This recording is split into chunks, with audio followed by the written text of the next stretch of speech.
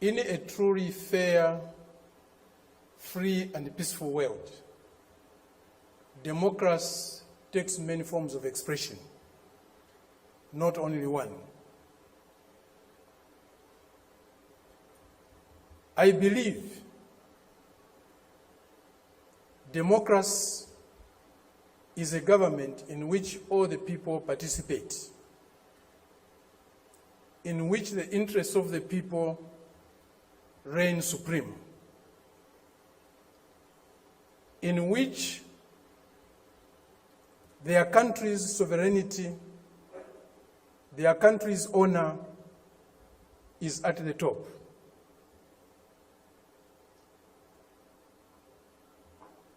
It seems that this month is a month of democracy discourse in the world. At the end of this month, there will be a conference in Lusaka, or a summit in Lusaka, Zambia, my country, led by the United States. They have come to Southern Africa to teach us democracy. A country that was opposed to our liberation, a country that supported colonial regimes, the apartheid regime in South Africa, the white racist minority regime in Zimbabwe, now Rhodesia, now Zimbabwe, the Portuguese colonial governments in Mozambique, in Angola, in Guinea-Bissau, and Cape Verde, today is coming to Africa to teach us about democracy. A country that has toppled so many governments in Africa, that has led so many coups in Africa and other parts of the world, a country that has killed so many of our leaders in Africa and other parts of the world, the killers of Patrice Lumumba, those who toppled Kwame Nkrumah, those who killed Nasser, those who killed Muammar Gaddafi, today are coming to teach us about democracy. A country that has been built on brutal force, on enslavement of other human beings, on the humiliation of Africans, the exploitation of Africans, the plunder of Africa, today is coming to teach us about democracy.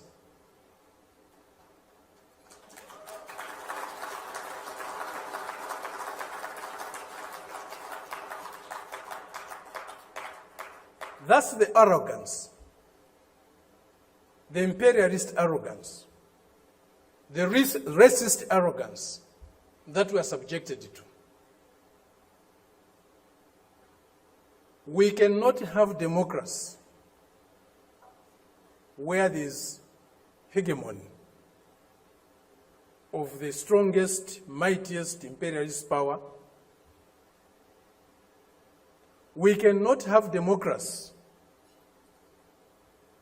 where a country's resources, a country's decisions are dictated to by another country. A country that is dominated by another country cannot be democratic. A country that lacks sovereignty cannot be democratic. A people that cannot decide for themselves cannot be democratic. A colony, a neo-colony cannot be democratic. That's why today, even at the United Nations, membership is on the basis of sovereignty. Only sovereign nations can be members of the United Nations, because only sovereign nations can decide for themselves. A colony cannot be a member of the United Nations. It's not by accident. It's not a mistake. if you have no respect for the dignity of others, if you have no respect for the sovereignty of other countries, you cannot claim to be a champion of democracy. They used to say, all roads lead to Rome. Today, we can confidently say, all roads to progress, all roads to what is better for humanity leads to Beijing.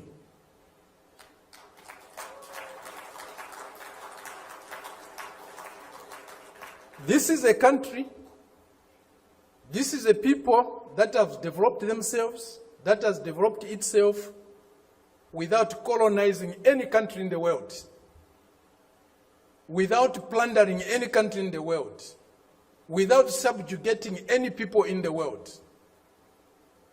This is a country that is developing with maximum respect for others, for their history, for their cultures, and recognizes the diversity that is there in civilization.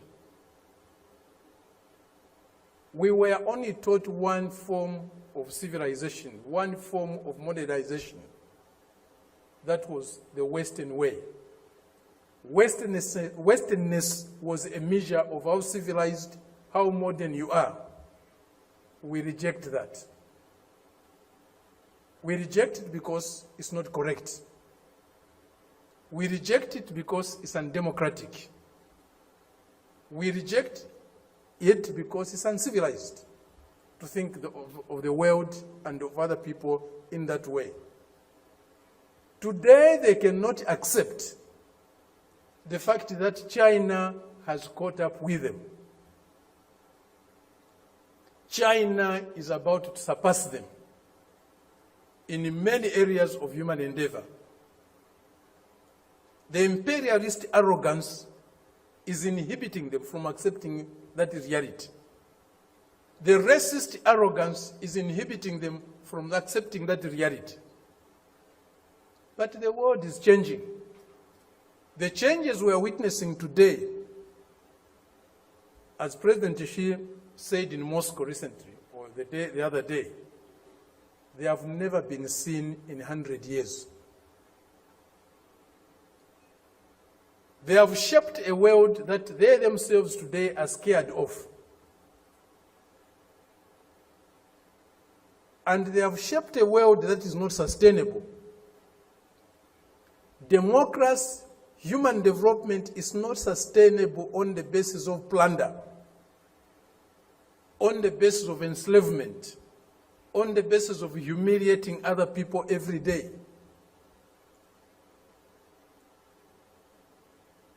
That is a system we are seeing today, a system that will not survive if plunder is eliminated, if subjugation of other peoples, other nations is eliminated, if inequality in the world is eliminated. That system will disappear. The only system that can survive and can endure for long is a system that is based on mutual benefit, win-win relationships, mutual respect for others, accommodation and tolerance of others, and fraternal love for all humanity. This is what we find in China today. This is what China's example is showing us. Indeed, all paths are different. There's no path that is the same,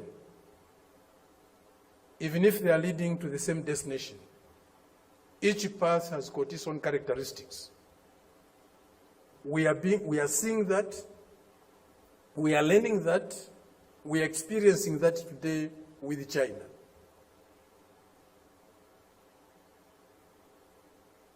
There are many things that need to be done to get the world that we want. A more just, a more fair, a more peaceful world is possible, but it won't drop from the skies. we have to struggle for it. And as Fidel said, if we struggle, we'll win. If you enjoy this video, don't forget to share your comments below and subscribe to our channel for more exciting videos coming up.